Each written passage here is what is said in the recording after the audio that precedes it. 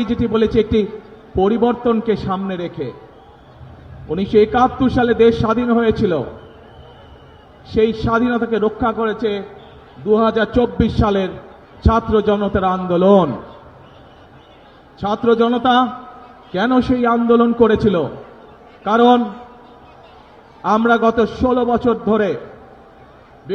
বছর ধরে এই দেশের মানুষের রাজনৈতিক এবং অর্থনৈতিক অধিকারকে, বাক স্বাধীনতাকে, ব্যক্তি স্বাধীনতাকে কেড়ে নেওয়া হয়েছিল। দেশের মানুষ পরিবর্তন চেয়েছে।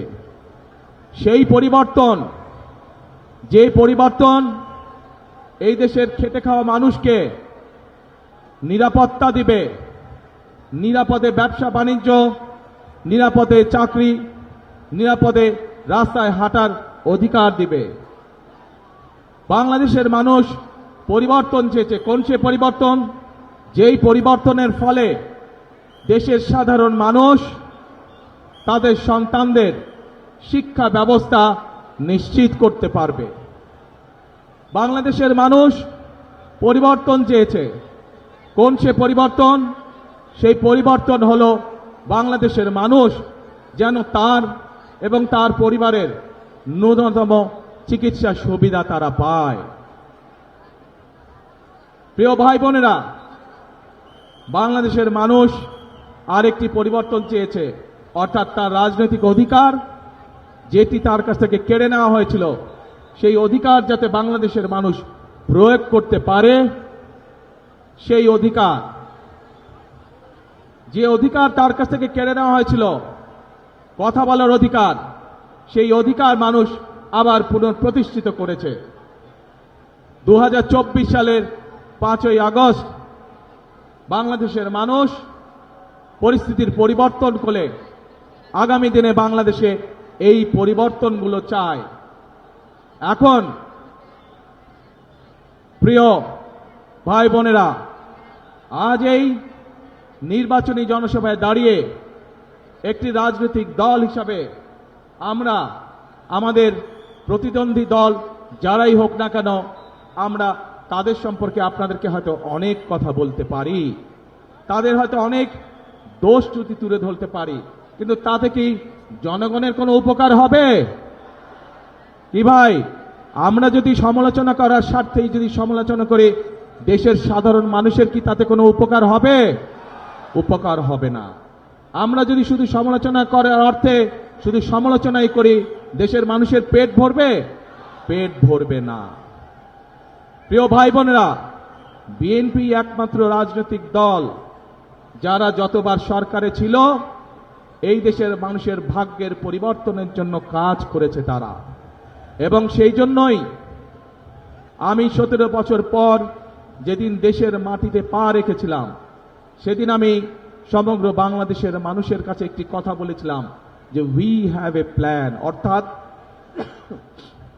আমাদের একটি পরিকল্পনা আছে দেশের মানুষকে ঘিরে, দেশকে ঘিরে। বাংলাদেশে এই মুহূর্তে জনসংখ্যার অর্ধেক জনসংখ্যা হচ্ছে তরুণ বা যুবক সমাজের সদস্য। এই কোটি কোটি তরুণ যুবক সমাজের সদস্য তারা চায় কর্ম, তারা চায় কাজ, তারা চায় কর্মসংস্থান।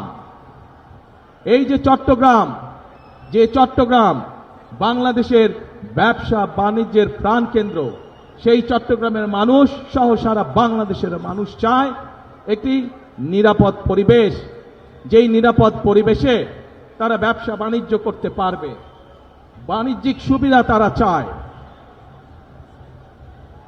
এই চট্টগ্রামের মানুষ সারা বাংলাদেশের মানুষের মতন চায় যে তাদের সন্তানরা যাতে লেখাপড়া করতে পারে, সেই পরিবেশ তৈরি তারা চায়। এবং সেই জন্যই আমরা বলেছি, আপনাদের রায় 12 তারিখে ইনশাল্লাহ আমরা সরকার গঠনে সক্ষম হলে আমরা আমাদের প্রাইমারি শিক্ষা ব্যবস্থা সহ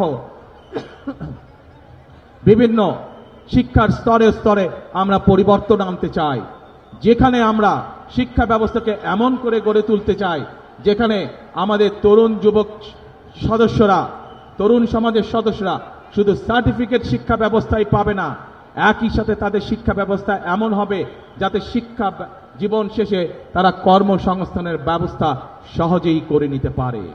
এবং সেজন্যই আমরা বলেছি যে আমরা হয়তো আপনাদেরকে বলতে পারি অমুক জায়গায় এত বেডের হসপিটাল করব, তমুক জায়গায় এত বেডের হসপিটাল করব, কিন্তু আমরা তা বলতে চাই না আপনাদেরকে।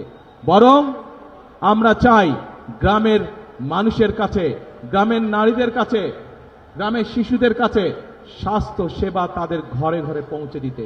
এবং সেজন্যই আমরা 1 লক্ষ হেলথ কেয়ারার নিযুক্ত করার পরিকল্পনা গ্রহণ করেছি, যাতে করে মা বোনেরা এবং শিশুরা ঘরে বসে কম বেশি চিকিৎসার সুবিধা পেতে পারে। প্রিয় ভাই বোনেরা, বাংলাদেশের জনসংখ্যার অর্ধেক নারী। এত বিপুল সংখ্যক যেই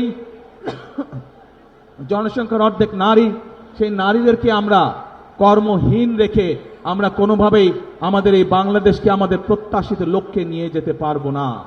এবং সেই জন্যই এই নারীদেরকে দেশনেত্রী খালেদা জিয়া যখন দেশ পরিচালনার দায়িত্বে ছিলেন, তখন আপনারা দেখেছেন উনি স্কুল থেকে শুরু করে ইন্টারমিডিয়েট পর্যন্ত মেয়েদের শিক্ষা ব্যবস্থা ফ্রি করে দেওয়ার ব্যবস্থা করেছিলেন।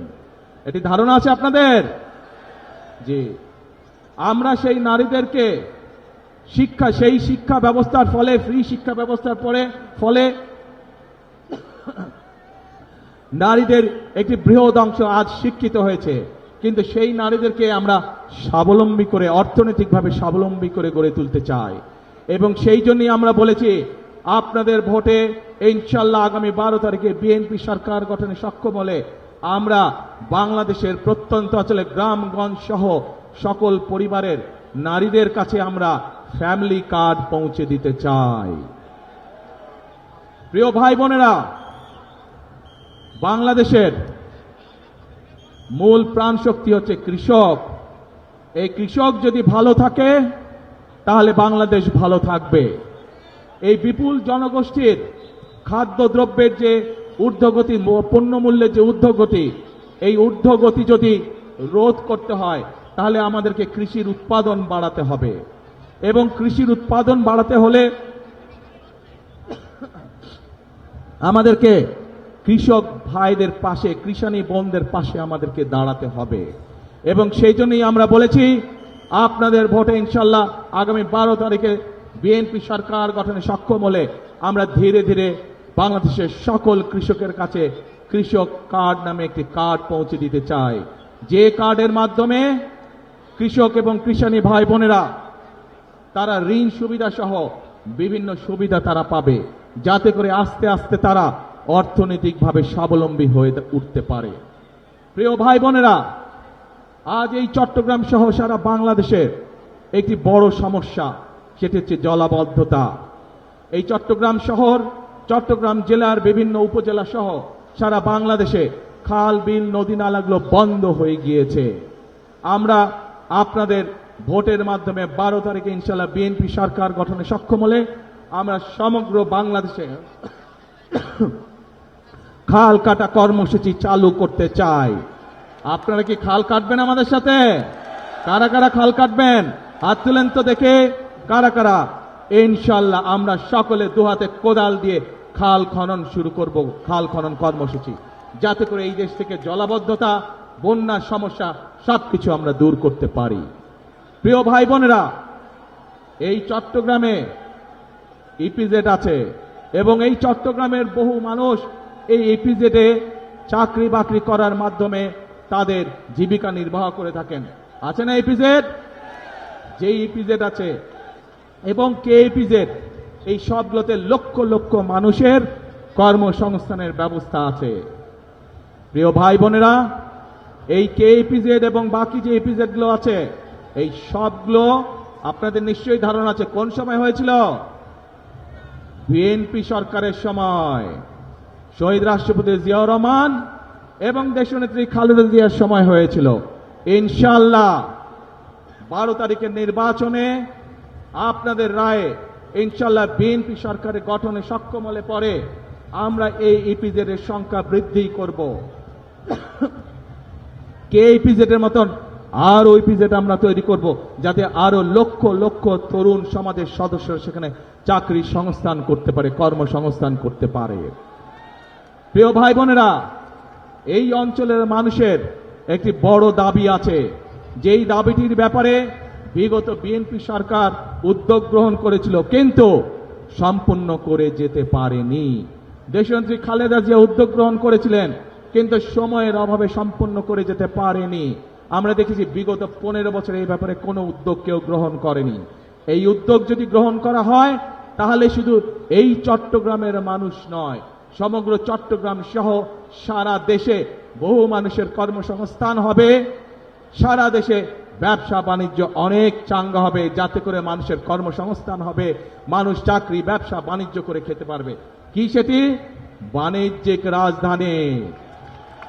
ইনশাআল্লাহ বিএনপি আগামী 12 তারিখে নির্বাচনে আপনাদের সমর্থনে বিএনপি সরকার গঠনে সক্ষম হলে খালেদা জিয়ার সেই উদ্যোগ যত দ্রুত সম্ভব আগামী বিএনপি সরকার সেটিকে বাস্তবায়ন করবে, যাতে করে এই এলাকার মানুষ ব্যাংকিং সুবিধা সহ সকল কিছু এখানে বসেই কাজ সেরে নিতে পারে। প্রিয় ভাই বোনেরা, এক মিনিট দাঁড়াও, কথা শোনো, আগে কথা শোনো ভাই, কথা শোনো।